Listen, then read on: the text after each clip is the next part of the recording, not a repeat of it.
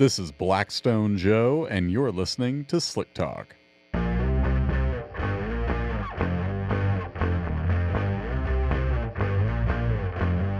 I say I'm an oil man, you will agree.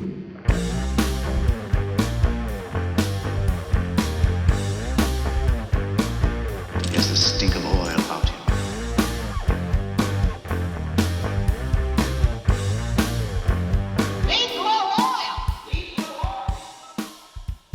Hello and welcome into Slick Talk. I'm your host, Blackstone Joe, and I'm glad you're here.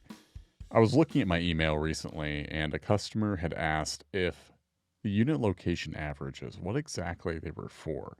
And I thought about a tailored suit. This specific analogy is not totally original in the sense that it was inspired by one of my favorite shows, Better Call Saul. If you haven't watched that show, it features a character by the name of Kim Wexler, one of my favorite TV characters of all time. It's due to the fact she has these really incredible scenes, one of which includes her trying to win a big client despite being a solo practitioner. The client would normally employ a big law firm. So what does Kim do? She uses the analogy of a tailored suit. She asks the client to be, did you buy your suit off the rack? Or did you have it tailored specifically to you? And of course he didn't buy the suit off the rack. This is a guy who would want a tailored suit where the measurements and every thread are with him in mind. She wants to offer him the same idea in a legal sense. A lawyer that fits him, not the other way around. I think of our unit location averages the same way. If you're not familiar with our used oil reports, each one will have the data we obtained from the sample you sent in next to the unit location averages. And then on the very far right, we have our universal averages. When you're just getting started, universal averages will tell you what's typical, and those are based on other samples from that engine type that we have tested. They're a good baseline for comparison, in that they show you what we tend to find in that particular model. But the reason that we put the unit location averages right next to your data, the latest samples, so that way you can see what's been typical for you. Of course, early on, those numbers may be a duplicate, especially if it's your first sample and your average file is only a 1 of 1. But as you build that file over time, the data will shift and you'll be able to see with every sample you send in how those levels in your sample compare to what the unit location averages show as typical for you.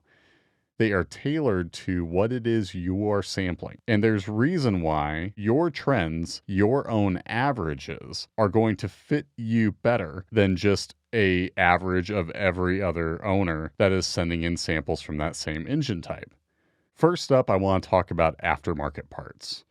If you change the metallurgy, then you can change how metals end up. And that's not always going to be a concern, merely having levels that vary from average if it's due to, say, added power, or if you have parts that, when they vary from what's stock, will normally involve a different sort of metal lineup than we would see on average for that engine type. And what we'll do is see how those levels trend, and if following a break-in situation, you end up having stability, then that usually means that what you have, what you're running, and the use you're asking of that motor with those aftermarket parts in place is okay, even if the levels are higher than our universal averages. And like I mentioned earlier, the more data you put in the file, the more you'll see the averages for your own engine come into play and be more and more of a meaningful baseline for comparison.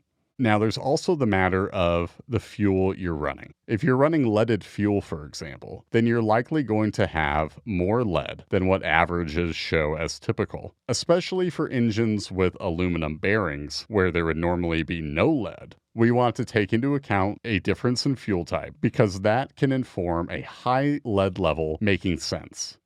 But it's not just lead that matters. I find that if an engine is going to be running leaded fuel, then it may indeed be seeing more demanding use than what is average for that engine type as well.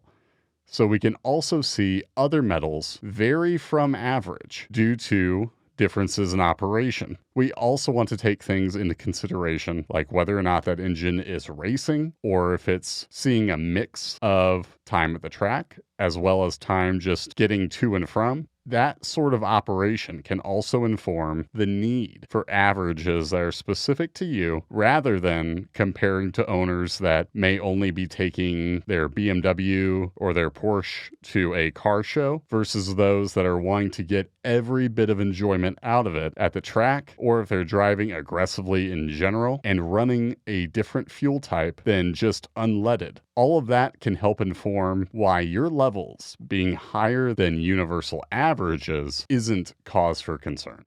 Differences can also be due to the oil type you're running. Usually differences from averages, at least in regards to the oil type, is due to the additive elements. And normally it's fine if they vary from average, because we're mainly using those averages to compare the wear metals. So if you have that variation in the level of molybdenum or phosphorus or zinc, just to name a few examples, that's okay. But there's one example I want to hone in on in particular, and that is on the aircraft side. If you have a Lycoming engine and you're running an oil that uses phosphorus in the additive package, think W100 Plus or Aeroshell 1550 to name a couple, then you can normally run into more copper than average as a rule, just due to a harmless reaction between the oil and internal parts. So from that standpoint, we might also consider a copper level that's higher than universal averages being normal. And with that, we'll be wanting to compare each sample you send in and the metal content to both your previous samples and, if you have enough in the file, what the unit location averages show as typical. And whether it be aftermarket parts, race fuel, or the oil type you're running, consider all of that added information to be the measurements that a tailor would need to know when designing the suit that is perfect for you. We want to take these factors into consideration to produce a report that is the most helpful, the most informed, that tells you what is typical for not only the engine, but what it is you're running. And trends will tell us what is normal for the engine and the use it sees. That way, each and every oil report isn't merely a comparison to the universal averages, which, while they are a helpful baseline for comparison, we never consider them the be-all, end-all, because we want an average that is fit to you. Not just the engine you have, but the use you're asking for it. Because no two owners are the same. We don't expect two engines, or the vast majority of the makes and models out there, to live the same life. So it's only fitting, no pun intended, to have an average file that is unique to you. That's all for today's show. Thanks for hanging with me. I hope you enjoyed, and if you haven't tried it yet, press play on Better Call Saul. It's a good time. This is Blackstone Joe, signing off.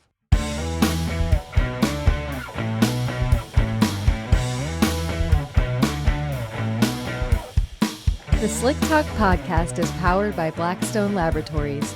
If you're ready to start your oil analysis journey, visit blackstone-labs.com to order your free test kit.